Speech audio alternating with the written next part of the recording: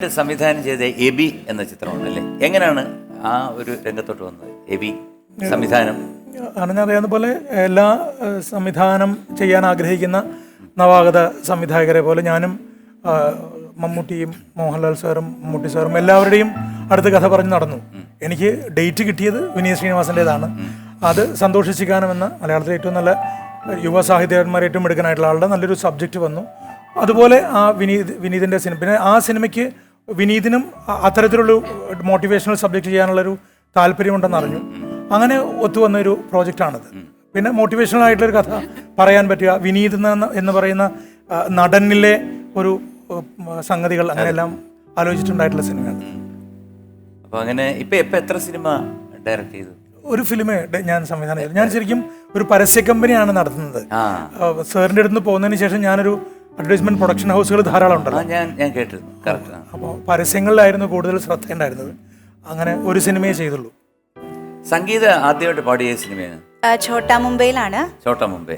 അതെ, രാഹുലേട്ടനാണ് സിനിമയിലേക്ക് എന്നെ ഇൻട്രൊഡ്യൂസ് ചെയ്യുന്നത്, പ്ലേ ബാക്ക് സിംഗിങ്ങിലേക്ക്. ഏത് പാട്ടാണത്? പൂനില മഴ നനയും എന്നുള്ള പാട്ട്. കേട്ടാലോ നോക്ക്. പൂനില മഴ നനയും ആതിരാക്കുയിലുകളെ തേനിളം മുരളിയുമായി പോരുമോ ഇതുവഴിയേ നാളേറെയായുള്ളിൽ മോളും അനുരാഗത്തിൻ ഈണങ്ങൾ പാടാമോ തെല്ലുമിനി വൈകാതെ പൂനില മഴ നനയും പാതിരാക്കുയിലുകളെ.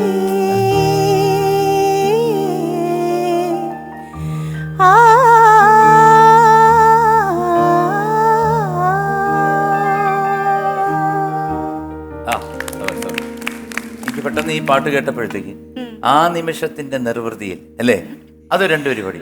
ആ നിമിഷത്തിന്റെ നിർവൃതിയിൽ ഞാനൊരാവണി തെന്നലായി മാറി.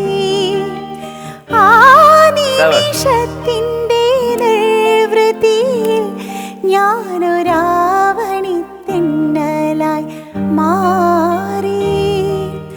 ആയിരം ഉന്മാദ രാത്രികൾ തൻ ഗന്ധം ആത്മതലത്തിൽ തുളുമ്പി,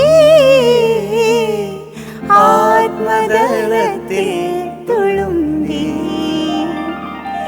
ആ നിമിഷത്തിന്റെ നിർവൃതിയിൽ ഞാനൊരാവണി തെന്നലായി മാറി.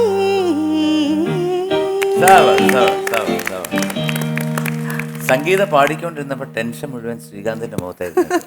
അതെപ്പോഴും അതെ. ടെൻഷൻ മാത്രമല്ല, ഒരു സംതൃപ്തി, ആത്മസംതൃപ്തി. കാരണം അദ്ദേഹത്തിന് എനിക്ക് നേരത്തെ അറിയാം, സംഗീതത്തോട് വളരെ കമ്പമുള്ള ഒരു വ്യക്തിയായിരുന്നു. ഞാൻ പരിചയപ്പെടുമ്പോൾ തൊട്ട് എനിക്ക് പെട്ടെന്ന് ഓർമ്മ വന്നത് അമ്പിയണ്ണന്റെ എഡിറ്റിംഗ് സ്റ്റുഡിയോ ആണ്.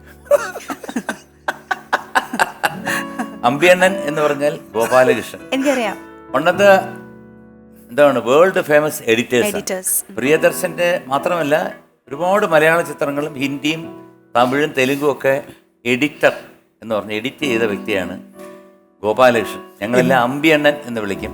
പത്മനാഭസ്വാമി കോവിലിൻ്റെ അടുത്തായിരുന്നു താമസം. തേന്മാവിൻ കൊമ്പത്തിൻ്റെ പ്രൊഡ്യൂസറായിരുന്നു.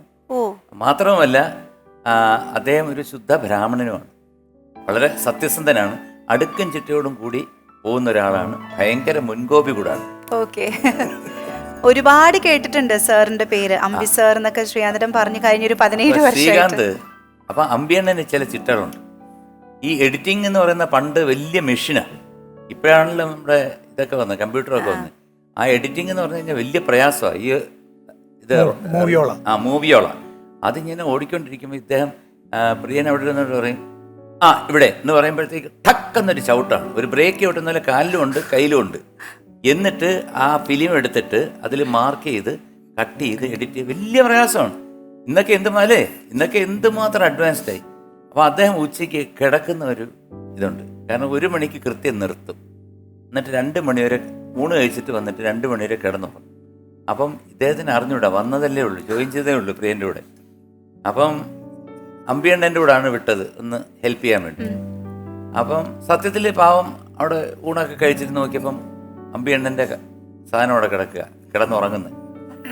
ഇദ്ദേഹം വലിയ വിശാലമായിട്ട് അതിൽ കയറി കിടന്നു ചൂളൊക്കെ അടിച്ച് പാട്ടൊക്കെ പാടി ഉറങ്ങുമ്പോൾ അമ്പിയണ്ണ ഊണ് കഴിച്ചു വന്നപ്പോഴത്തേക്ക് ശ്രീകാന്തിനെ കണ്ടിട്ട് ഭയങ്കരമായിട്ട് പുള്ളിക്ക് ദേഷ്യം വന്നു. പക്ഷെ ഒന്നും പറഞ്ഞില്ലല്ലേ, ഒന്നും പറഞ്ഞില്ല. നോക്കിയൊരു നോട്ടം മതിയല്ല. മനസ്സിലായോ അപ്പോഴെന്താ? എനിക്ക് അറിഞ്ഞൂടെ എന്തോ പന്തികേടുണ്ടെന്ന് മനസ്സിലായി, എന്തോ പറ്റിയെന്നറിയാം. അതല്ല, അതൊരു സാധാരണ ഈസി ചെയർ അല്ല, മെറ്റൽ കൊണ്ട് പ്രിപ്പയർ ചെയ്തിട്ട് അക്യുപഞ്ചർ എഫക്റ്റുകൾ ഒരു ചെയർ പോലെ സംഭവം. എനിക്ക് അങ്ങനെ തോന്നിയത്. ഒന്നും പറഞ്ഞില്ല. എനിക്ക് തോന്നുന്നു എഡിറ്റിംഗ് കുറച്ച് സെക്കൻഡ് ഹാഫ് ഉച്ച കഴിഞ്ഞുള്ള എഡിറ്റിംഗ് ഏറെക്കുറെ തുടങ്ങി കഴിഞ്ഞിരുന്നു. ഞാൻ എപ്പോഴാണ് ഉണർന്നത്? ഞാൻ ഈ മൂവികളുടെ ശബ്ദം കേട്ടിട്ട് ഉണരുമ്പോ 2 കണ്ണല്ല 4 കണ്ണുകളാണ്. പ്രിയൻ സാറും അമ്പി സാറും എന്നെ നോക്കണുണ്ട്. ഇത് നല്ല ഉറക്കമാണ്. അല്ല, ഇതൊക്കെ എന്ന് പറഞ്ഞു കഴിഞ്ഞാൽ ജീവിതത്തിൽ മറക്കാൻ പറ്റാത്ത കാര്യങ്ങളാണ്. കാരണം ഇപ്പം മനഃപൂർവ്വം ഒരാൾ കയറി കിടക്കുന്നതും അറിയാതെ കിടന്ന് ഉറങ്ങിപ്പോയി. അങ്ങനെ എനിക്കത് അതിനുശേഷം വൈകുന്നേരം ഞങ്ങൾ പ്രിയനും ബാക്കി എല്ലാവരും ഞങ്ങളുടെ വീട്ടിൽ വന്ന് നമ്മൾ കൂടുമ്പോഴത്തേക്ക് പറയടാ, നീ പറഞ്ഞിട്ടൊരാൾ വന്നല്ലേ, അമ്പിയണ്ണം കൊല്ലാനിരിക്കുകയാണ്. ഞാൻ പറഞ്ഞു എന്താണ്? അങ്ങയുടെ കിടക്കേ കിടന്നു. ഞാൻ പറഞ്ഞു അയ്യോ, എന്നിട്ട് അങ്ങനെയൊന്നും പറഞ്ഞില്ല, അറിഞ്ഞൂടല്ലോ, ഉറക്കമല്ലേ. അങ്ങനെ രസകരമായിട്ടുള്ള കുറെ കാര്യങ്ങളുണ്ട്.